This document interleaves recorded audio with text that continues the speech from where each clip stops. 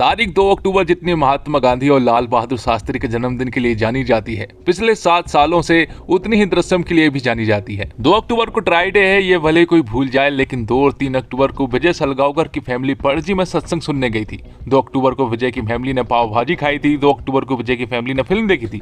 ये कोई नहीं भूल सकता। तो दोस्तों, इंडस्ट्री में शायद ही किसी फिल्म के सीक्वल को लेकर फैंस के बीच इतनी हाइप क्रिएट होगी। बाहुबली के बाद जो पागलपन बाहुबली 2 को लेकर था, ठीक वही दीवानगी अजय देवगन की फिल्म दृश्यम के प्रति फैंस में दिखती हुई नजर आ रही है। तो एक्सप्लेनेशन शुरू करते हैं, और अगर वीडियो अच्छा लगे तो वीडियो को लाइक जरूर कीजिएगा, और इसी तरह की वीडियोस पाने के लिए आप हमारे इस चैनल को सब्सक्राइब भी कीजिएगा, ताकि आपको इसी तरह के लेटेस्ट और फ्रेश कंटेंट मिलते रहे। तो फिल्म की शुरुआत होती है डेविड नाम के एक आदमी से, जो कि एक आदमी को ड्रग्स देने के लिए जाता है। और जब डेविड उस आदमी को ड्रग्स दे देता है तो वो आदमी डेविड को बदले में पैसे नहीं देता है, जिसके कारण उन दोनों के बीच में झड़प होने लगती है। और इसी झड़प में डेविड से गलती से गोली चल जाती है और वो आदमी मारा जाता है। लेकिन तभी यहाँ पर पुलिस आ जाती है, और पुलिस ने डेविड को उस आदमी को मारते हुए देख लिया था। और डेविड जब उन्हें देखता है तो तुरंत ही वो जंगलों की ओर भागने लगता है। पुलिस वाले भी उसका पीछा कर रहे होते हैं, जिसके बाद डेविड पुलिस स्टेशन के पास रुकता है, जहां पर वो विजय को पुलिस स्टेशन से फावड़ा लेकर बाहर निकलता हुआ देखता है। और आज का दिन 2 अक्टूबर 2014 का दिन है, मतलब कि आज के ही दिन सैम की बॉडी को पुलिस स्टेशन के अंदर दफनाया गया था। लेकिन ये रहस्य सिर्फ विजय को ही मालूम है। लेकिन अब हमें पता चलता है कि ये रहस्य अब डेविड को भी मालूम है। जिसके बाद डेविड दौड़ता हुआ अपने घर पहुंचता है, लेकिन उसे नहीं मालूम था कि उसके पीछे अभी भी पुलिस लगी हुई है। पुलिस वाले डेविड को अरेस्ट कर लेते हैं, जिसके बाद कहानी 7 साल आगे पहुंच जाती है, जहां पर हमें विजय की पूरी फैमिली को दिखाया जाता है। यहाँ पर विजय की फैमिली अभी भी उस हादसे से उभरने की कोशिश कर रही है, जबकि उस बात को 7 साल हो चुके हैं। लेकिन विजय की फैमिली को अभी भी डर है कि सैम की बॉडी पुलिस वालों को मिल ना जाए, क्योंकि पुलिस वाले अक्सर सैम की बॉडी ढूंढने के लिए जहाँ तहाँ खुदाई करते रहते हैं। और इन्हीं सब को लेकर अंजू को भी बुरे सपने आते रहते हैं, इसलिए उसे हर कभी दोहरा पड़ता रहता है। तो विजय का परिवार आज भी सहमा हुआ है और सोसाइटी से कट ऑफ है। हाँ, विजय इस बीच केबल ऑपरेटर से एक थिएटर का मालिक बन चुका है। फिल्म का शौकीन विजय फिल्म प्रोड्यूस करना चाहता है, और कहानी को लेकर उसकी मुलाकात एक जाने माने डायरेक्टर से होती है। और विजय ने अपनी फिल्म की कहानी भी खुद ने ही लिखी है। हालांकि विजय अपनी फिल्म की लिखी कहानी के क्लाइमेक्स से खुश नहीं है, इसलिए वो डायरेक्टर से मिलने के लिए आया था और क्लाइमेक्स के बारे में डिस्कस कर रहा था। साथ ही वो डायरेक्टर से कहता है कि हमें अपने क्लाइमेक्स पर थोड़ा और ध्यान देना चाहिए, इसलिए वो क्लाइमेक्स को फिर से लिखने का प्लान बनाते हैं। अब आगे हम गायतोंडे को देखते हैं, जो कि 7 सालों से सस्पेंड है। यहाँ पर गायतोंडे के पास आईजी सर का कॉल आता है, और तुरंत ही उसे अपने घर बुलाते हैं। दरअसल आईजी सर विजय का केस रीओपन करने वाले हैं, और तभी एंट्री होती है आईजी सर मतलब कि तरुण अहलावत की, जो कि 7 साल पुराने केस को रीओपन करने वाले हैं। और गायतोंडे को आईजी सर ने इसलिए बुलाया है क्योंकि गायतोंडे ही वो शख्स है जिसे सारी की सारी स्टोरी मालूम है। और गायतोंडे एक विटनेस भी है, जिसने विजय को उस येलो कार में देखा था। और तभी एंट्री होती है मीरा देशमुख की, जो कि लंदन से वापस आ चुकी थी, क्योंकि मीरा को मालूम है कि ये सब कुछ विजय ने ही किया है। लेकिन उनके पास कोई सबूत ना होने के कारण वो कुछ भी नहीं कर सकते। लेकिन फिलहाल उन्हें एक सॉलिड लीड मिली है, जिसमें कि तरुण अहलावत मतलब कि आईजी सर उसकी हेल्प करने वाले हैं। ये बात पूरे शहर में भी फैल चुकी थी कि विजय का केस रीओपन हो रहा है। आगे हम देखते हैं कि विजय के पड़ोस में शिव और जैनी नाम के पति पत्नी रहते हैं, और वो दोनों आपस में बहुत झगड़ते हैं, क्योंकि शिव अक्सर शराब पीकर आता है और जैनी को बहुत मारता है। लेकिन तभी हमें पता चलता है कि ये लोग पड़ोसी नहीं है, बल्कि पुलिस वाले हैं, जो कि विजय की फैमिली के ऊपर नजर रख रहे थे। साथ ही इन्होंने विजय के पूरे घर में माइक्रोफोन फिट करके रखे थे, ताकि वो विजय की फैमिली के हर एक इंसान की हर एक बात सुन सके। लेकिन विजय की फैमिली ऐसी कोई भी बात नहीं करते हैं जिससे कि पुलिस वालों को ये पता लगे कि सैम की बॉडी कहाँ पर है। दरअसल सैम की बॉडी तो सिर्फ विजय को ही मालूम है। हालांकि विजय की फैमिली भी जानना चाहती है कि सैम की बॉडी कहाँ पर है, लेकिन विजय उन्हें कुछ भी नहीं बताता है और इस बारे में बात करने से साफ मना कर देता है। अब पुलिस 7 साल पहले एक इन्वेस्टिगेशन शुरू करती है और ये पता करने की कोशिश करती है कि विजय को उस रात किस किसने देखा। अब क्योंकि विजय 2 अक्टूबर को सुबह 5 बजे पणजी निकल गया था, मतलब उसने बॉडी 1 से 4 बजे के बीच में ही दफनाई होगी, तो विजय सिर्फ 45 किलोमीटर के रेडियस में ही उस बॉडी को दफना पाएगा। इसलिए पुलिस वाले इन्वेस्टिगेशन करते हैं, पर उन्हें ज्यादा कुछ हाथ नहीं लगता है। तब आईजी सर ये अनाउंस करवा देते हैं कि जो भी विजय के केस में एक सॉलिड लीड लेकर आएगा उसे 5 लाख रुपए दिए जाएंगे। अब आगे हम पुलिस के सामने चाय वाले कॉर्नर को देखते हैं, जहाँ पर अक्सर लोग विजय के केस के बारे में बात करते रहते हैं। साथ ही हम यहीं पर डेविड को भी देख पाते हैं, जो कि 7 साल की सजा काटने के बाद अब जेल से बाहर आ चुका था, और डेविड ही वो आदमी है जिसने उस रात विजय को देखा था। अब अगले सीन में हम आईजी सर को देखते हैं, जो कि विजय के गार्डन में था, जिसके बाद वो विजय के घर में घुस जाता है, जहां पर विजय तो नहीं था लेकिन उसकी पूरी फैमिली मौजूद थी। यहाँ पर विजय की फैमिली आईजी सर को देखकर काफी बुरी तरीके से डर गए थे, क्योंकि विजय की फैमिली अक्सर पुलिस वालों को देखकर डर जाया करते हैं। और कहीं ना कहीं आईजी सर ने भी विजय की पूरी फैमिली के चेहरे पर यह डर देख लिया था कि विजय की फैमिली जरूर हमसे कुछ छुपा रही है। और यहाँ डेविड को जब उन 5 लाख की न्यूज और विजय के केस के बारे में पता चलता है तो वो तुरंत ही पुलिस के पास पहुंच जाता है। यहाँ डेविड पुलिस वालों से कहता है कि उसे एग्जैक्टली मालूम है कि विजय ने उस बॉडी को कहां पर दफनाया है, पर पुलिस वालों को उसकी बातों पर बिल्कुल भी विश्वास नहीं हो रहा था। पर डेविड जब उन्हें अपने बारे में बताता है कि 2 अक्टूबर को उसके हाथ एक गलती से खून हो गया था और जब वो पुलिस से भाग रहा था तब उसने विजय को 3 बजे के आसपास उस बॉडी को दफनाते हुए देखा था। अब ये सारी बातें सुनने के बाद पुलिस वालों को भी उस पर विश्वास हो जाता है, पर पुलिस वालों ने सिर्फ 5 लाख का इनाम ही रखा था, पर यहाँ पर डेविड उनसे 25 लाख रुपए मांगता है। अब ना चाहते हुए भी पुलिस को डेविड को 25 लाख रुपए देने ही पड़ते हैं। तब डेविड आईजी सर को बताता है कि आप जहाँ पर खड़े हुए हैं वहीं पर उस बॉडी को दफनाया गया था, मतलब कि पुलिस स्टेशन में ही उस बॉडी को दफनाया गया है। साथ ही पुलिस वालों को यहाँ पर एक और बात पता चलती है कि 7 साल पहले पुलिस स्टेशन का भी कंस्ट्रक्शन का काम चल रहा था और इसी का फायदा उठाकर विजय ने उस पुलिस स्टेशन में बॉडी को दफना दिया। तो पुलिस वाले अब ज्यादा देर ना करते हुए उस बॉडी को निकालने में लग जाते हैं। वो उस फ्लोर को खोदना शुरू करते हैं, लेकिन उससे पहले वो पूरे के पूरे पुलिस स्टेशन को कवर करते हैं ताकि उन्हें कोई भी ना देख पाए। लेकिन विजय को इस खुदाई के बारे में पता चल गया था, क्योंकि उसके ऑफिस के सामने ही एक कैमरा लगा हुआ था जिससे कि विजय ये सब कुछ देख पा रहा था। विजय भी पूरी तरह से डर गया था और अब उसे लगने लगा था कि शायद अब वो पकड़ा जाएगा, क्योंकि विजय अपने राज को लेकर काफी कॉन्फिडेंट था। पर यहाँ पर पुलिस वालों को पुलिस स्टेशन के अंदर वो बॉडी मिल जाती है। अब क्योंकि 7 साल हो चुके थे इसलिए उस बॉडी के स्केलेटन ही उन्हें मिल पाते हैं और पुलिस वालों को कोर्ट से 8 घंटे की पूछताछ के लिए ऑर्डर भी मिलते हैं, जिसके अगले ही दिन वो लोग विजय की पूरी फैमिली से पूछताछ करने में लग जाते हैं, जहां पर आईजी सर और मीरा देशमुख दोनों ही मौजूद थे। आईजी सर यहां पर विजय को सारी बातें बताते हैं कि उस रात डेविड नाम के एक आदमी ने तुम्हें वहां पर देखा था, लेकिन यहाँ पर विजय साफ मना कर देता है। वो कहता है कि उसने या तो किसी और को देखा होगा या फिर वो आदमी झूठ बोल रहा है। आईजी सर यहाँ पर काफी सारे सवाल पूछते हैं, लेकिन विजय अपने बयान पर अड़ा हुआ था।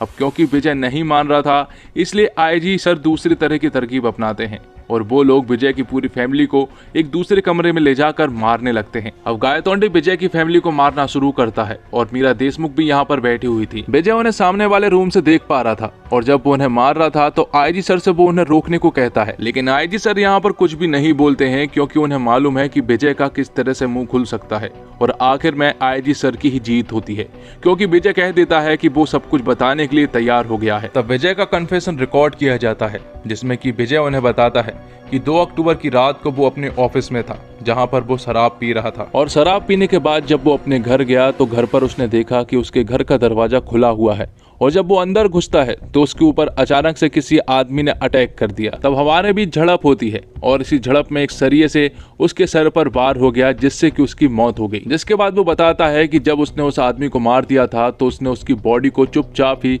पुलिस स्टेशन में दफना दिया, जिसके बारे में उसकी फैमिली को भी कुछ नहीं मालूम है। अब क्योंकि विजय पकड़ा गया था इसलिए उसने सारा का सारा इल्जाम अपने ऊपर ले लिया ताकि उसकी फैमिली बची रहे। कन्फेशन के बाद विजय अपने घर जाता है, जहाँ पर विजय की फैमिली पूरी तरह से दुखी थी, क्योंकि उनका इल्जाम विजय ने अपने सर ले लिया था। अब अगले ही दिन विजय को कोर्ट ले जाया जाता है, जहां पर आज पुलिस वालों को विजय की पूरी तरह से जुडिशियल कस्टडी मिलने वाली थी, इसलिए गायतोंडे विजय को अपने घर से ले जाकर कोर्ट ले जाने लगता है। और यहाँ पर आईजी सर खुश हो रहे होते हैं, क्योंकि उन्हें ऐसा लग रहा था कि उन्होंने विजय के इस केस को सॉल्व कर दिया है। यहीं पर मीरा देशमुख भी मौजूद थी और तभी यहाँ पर एक आदमी आता है जो कि आईजी सर से विजय के बारे में कुछ इंपॉर्टेंट बात करना चाह रहा था, और ये आदमी कोई और नहीं बल्कि विजय की फिल्म का डायरेक्टर होता है, जो कि उन लोगों से कहता है कि शायद विजय को पहचानने में मुझे बहुत बड़ी भूल हो गई है। वो बताता है कि उसकी मुलाकात विजय से 2016 में हुई थी, जहाँ पर वो एक फिल्म बनाने के बारे में मुझसे बात कर रहा था। उसने कहा था कि वो इस फिल्म को प्रोड्यूस करेगा,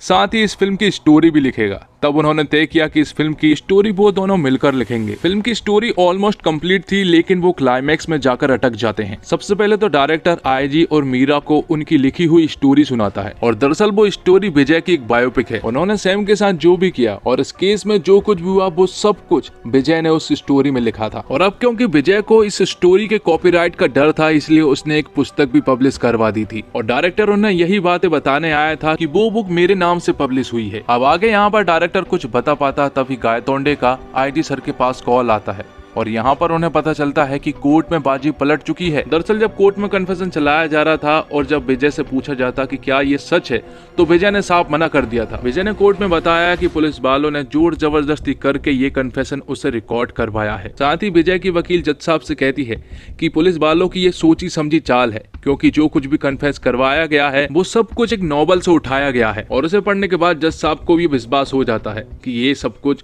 पुलिस वालों की सोची समझी चाल है। अब डायरेक्टर उन्हें क्लाइमैक्स के बारे में बताता है। वो उनसे कहता है कि पिक्चर की स्क्रिप्ट खत्म हो जाने के बाद विजय फिर से उसके घर आया था, जहां पर आने के बाद उसने कहा था कि उसे क्लाइमैक्स की स्टोरी थोड़ी सी पसंद नहीं आ रही है। उसने डायरेक्टर से कहा था कि अगर मान लो कि पुलिस वालों को उसकी बॉडी मिल जाती है तो आगे वो क्या करेंगे। अब आगे डायरेक्टर कुछ बताता है। इससे पहले गायतोंडे का फिर से आईजी सर के पास कॉल आता है और यहाँ पर बाजी पूरी तरह से पलट चुकी थी, क्योंकि कोर्ट में जो डीएनए सैंपल्स मिले हैं वो सैंपल समीर देशमुख की बॉडी से मैच नहीं कर रहे थे, जिससे कि ये साबित होता है कि पुलिस स्टेशन में जो बॉडी मिली है वो समीर देशमुख की नहीं बल्कि किसी और की है। तो आईजी सर उस डायरेक्टर से अब ये जानना चाह रहे थे कि आखिर उस फिल्म का क्लाइमैक्स क्या था। तो डायरेक्टर उसे बताते हैं कि हीरो को मालूम था कि पुलिस वालों को उसकी बॉडी मिल जाएगी, इसलिए हीरो ने पहले से ही इन सब का इंतजाम करके रखा था। तो विजय ने समीर की बॉडी को पुलिस स्टेशन के नीचे दफनाया जरूर था, पर तब से ही वो समीर जितनी हाइट और उसकी एज जितनी डेड बॉडी को ढूंढ रहा था। तब विजय की मुलाकात एक आदमी से हुई थी जो कि चर्च में काम करता है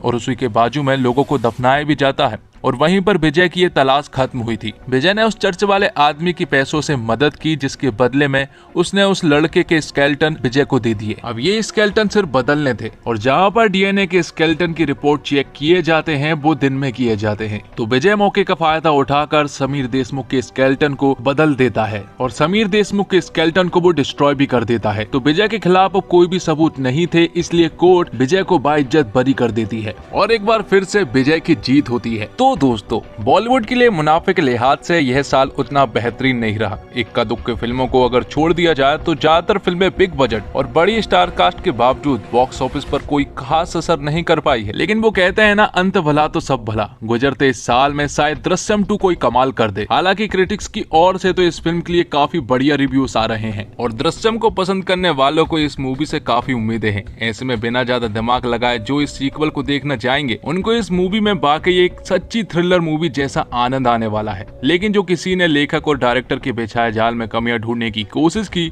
तो ये मूवी आपको कमजोर लग सकती है, पर मेरे हिसाब से तो ऐसे कम ही लोग होंगे। दर्शकों को तो ये मूवी बहुत ज्यादा पसंद आ रही है और किसी सफल फिल्म का सीक्वल बनाना आसान नहीं, बहुत कठिन और चुनौतीपूर्ण काम माना जाता है।